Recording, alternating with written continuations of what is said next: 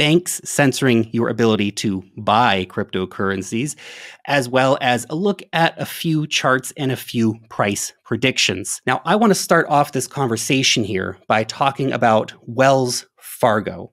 You see, Wells Fargo, they have put out a notice that customer cash withdrawals only to $1,000 due to emergency conditions. As Bitcoin Magazine points out here, the banks are running out of money. Not your keys, not your coin, not your bank, not your cash, right? Now, this is specifically about cash money. The war on cash has been going on for a long time. Part of the reason why they hate Monero as well as Bitcoin is because it's basically digital cash, right? Monero to the next level where it's totally private digital cash. They don't want you to have cash under your dresser or under your bed or anything like that. They want all your money to be sitting in the bank because the banks don't have your money. They've all, lent it out to everybody and are in debt to each other. And if one goes down, it starts causing systemic issues across the entire banking sector. And then we see stuff like this. This is not the first time we've seen this kind of story, but this one here. So the Commonwealth Bank of Australia has limited transfers to high-risk crypto exchanges just days after U.S. regulators launched legal action against the world's two largest crypto exchanges, BINANCE and Coinbase. Of course, Binance US, not Binance International. Now, this is pretty crazy. Now, this, of course, it's supposed to be about protecting you, right? Your banks always just want to protect you. That's what they do, right? Banks are here to protect you from yourself because you can't be trusted with your money. You're going to do something stupid with your money. It's not your money. It's their money. They tell you when you can and cannot use it. In Australia, if you want to go down to the casino and take your entire life savings and dump it on blackjack tables, the bank's going to let you do that. They're not going to stop you. So be very, very clear about that. Now, basically, what this is coming down to is a situation where they're going to tell you how much you're allowed to even invest. How much Australian dollars can you actually convert into crypto assets? So look here. In addition to some outright bans, the Commonwealth Bank of Australia will impose a 24-hour transaction hold for customers wanting to transfer money to any cryptocurrency exchange. That's crazy. So if you want to send your money over to the exchange, well, it's a 24-hour wait before you're allowed to do it. So they'll say, okay, we've received your transfer. Now you need to wait 24 hours arbitrarily. There's also going to be a $10,000 monthly limit. Now, to be fair, a $10,000 monthly limit is probably more than enough for your average person, right? Your average person maybe is investing $500 or bucks or $1,000, $2,000 maybe a month into crypto, into Bitcoin and stuff, right? Still, though, there are plenty of people who would be able to easily exceed a $10,000 monthly limit. I guess those people are going to need new banks because their bank has just told them, well, it's okay if you go down to the casino and lose your life savings, but you're not allowed to invest in Bitcoin. Ridiculous. Ridiculous. I like this comment here from Will Clement. Now, he posted a funny image showing some of the sentiment that we are seeing right now in the cryptocurrency markets. We have this one from Vox saying that if you are in crypto, now might be a time to consider quitting crypto. That's funny, Vox. Particularly funny because Vox, back in October 20th, 2021, Bitcoin's big day on Wall Street. This cryptocurrency fad isn't going away. And then June 8th, 2023, now might be a good time to consider quitting crypto. Get out while you still can, quick, before it goes lower. We also see other sentiment. For example, this guy, if you're in crypto, pivot to AI now. Interesting. AI is pretty exciting. I'm not going to diminish that. Tech stocks and all that stuff. Great, exciting stuff. But I'm not going to stop paying attention to crypto. Interest over time in terms of searches down dramatically. Of course, the retail crowd has not shown up yet. The mania is far away at this point. We are in the quiet accumulation period of the market. And there's been some exciting moments, some moments of terror and panic as well. It's been pretty crazy 6 months, but generally, most people not interested in crypto right now, unsurprisingly. And then, of course, you see the classic headlines from major publications, The Economist, crypto's downfall, Bloomberg Businessweek, crypto in ruins, the fall of a crypto empire, all these sort of alarmist headlines, right? I do want to share this too, because that's the sentiment. That's what we're seeing people say. But then there's the interesting reality, which simply does not match that. And I know the general interest is down, but people are still interested in crypto. And it may not be the mania highs of 2021. It's hard to match that super euphoric bull period where everybody and everyone's talking about crypto, right? But this from A16Z Crypto. They said active addresses were at all-time highs last month. Let me repeat that. Active addresses were at all-time highs last month. We are, whether you want to consider what we've seen just a bear market rally or the start of a new bull market, we're still in a pretty shabby market condition overall. So to see A16Z coming out and say, hey, look, active addresses, I mean, they're not saying it. This is the truth. This is what's actually happening. This is on-chain data, right? Active addresses at all-time highs last month. Nearly 20 million addresses were active last month. That's insane. In the middle of this current market situation, with the sentiment the way that it is, with the market conditions the way that it is, with the macro the way that it is, almost 20 million active addresses last month. Huge, huge, guys. Absolutely crazy stuff.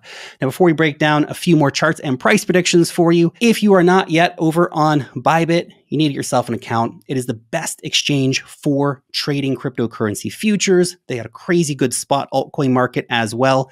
Plus, when you use that link down below to start your account, you're going to get up to $30,000 in deposit bonuses, as well as a free $1,000 BTC USDT trading position. That's a limited time offer. Use the link down below to claim those rewards, of course, if you are a trader. Let's move on to this one here. So this one posted by David Lin. Bitcoin has been diverging from the NASDAQ for 2 weeks. Tech stocks are grinding higher while BTC trends lower. Now, the two have historically moved in tandem. So he says, well, what's going on here? One, Bitcoin is undervalued. I do feel like, yes, Bitcoin is a bit undervalued in the current market situation. B, the tech is overvalued, perhaps as well, although AI, it's going to be big. It's going to be big. The tech space, I mean, betting against tech, come on. That's a bad bet. It's going to lose every time over time, right? Sure, there's short-term periods, 6 months, 12 months, where we see big corrections in the tech market, but look at the innovation, look at the adoption curves, look how things are actually going. It's massive. Then C, of course, we have divergence is the future, and we're simply going to be uncorrelated in moving forward between Bitcoin and tech stocks. So interesting thought, nevertheless. I think Bitcoin will probably catch up, though, to be honest, once all this regulatory fear clears out, which could take a while. Maybe we just range sideways for the rest of the year, and it's not going to be very exciting. I know there's people out there calling for those new all-time highs this year, and I still think we get up to 48K. But as long as we have all these lawsuits continuing to roll through for major cryptocurrency exchanges in the USA, it is going to cause a bit of hesitation in the market. And look, your average person who's never invested in crypto, your normies, right? They're going to see this stuff, and they're not going to go, wow, it's a great time to go ape into all these crypto coins and go, holy cow, all I see in the news is that everything's getting sued and, they're out here saying all this bad stuff on the news about cryptocurrencies. It's going to cause a bit of hesitation amongst the wider herd. I want to share this chart here with you too from Monsieur Mustache, El Crypto Prof over here on Twitter. This is an inverse head and shoulder idea he shared back in January 23. So the scenario currently going to plan. So basically we had the first part of the shoulder forming up mid last year, right around September, October. Then we had the head of the shoulder during the FTX collapse in sort of December, which was a pretty rubbish month. If you guys were here for that, it was not fun. Sentiment, I feel like, really bottomed out in December. Then, of course, we had our big correction back in March. We had our breakout move, and now we're actually having basically a retest of the neckline here, which from a technical perspective, a retest of the neckline, that's a bullish indicator. So obviously we need to see maybe some positive macro stuff to help us move towards that more bullish sentiment in the market, but maybe not. Maybe the market just decides, screw everything. We're just going to pump anyway. Because that happens sometimes. Remember earlier this week, we had the Binance news, Bitcoin down 6%. Next day, Coinbase getting sued. Oh no, let's pump Bitcoin.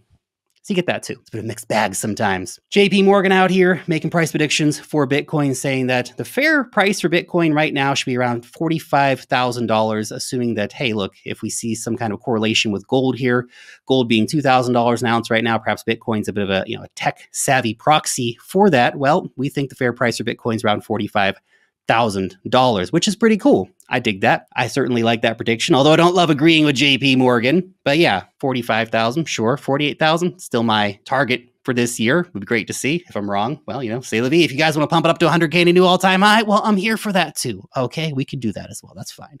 That is absolutely fine. $45,000 though, it is interesting because if we go back to that thought of the divergence right now between tech stocks and Bitcoin, I feel like a lot of this is because of that regulatory uncertainty that we're seeing right now in the USA. Remember, all this year, we've seen all these lawsuits coming out, the Kraken lawsuit, the Gemini lawsuit, the first Binance lawsuit from the CFTC, all the stuff against Coinbase, and it's been a mess. So that has definitely muted markets a bit. Although with all that crazy going on, Bitcoin's still above $20,000. Just like to point out how cool that is. $1 million Bitcoin prediction. Here we go. Kathy Wood, always with the goods, CEO of ARK Invest. She told Bloomberg that she is still confident in Bitcoin hitting $1 million by 2030. Yes. This is the way, Kathy. This is the way. Now, if you go and read the ARK Invest report on Bitcoin, I think they make some pretty compelling cases for a range of price predictions from the lower end, their bearish scenario, so to speak, where Bitcoin only ends up around $300,000 or $400,000 by the end of the year.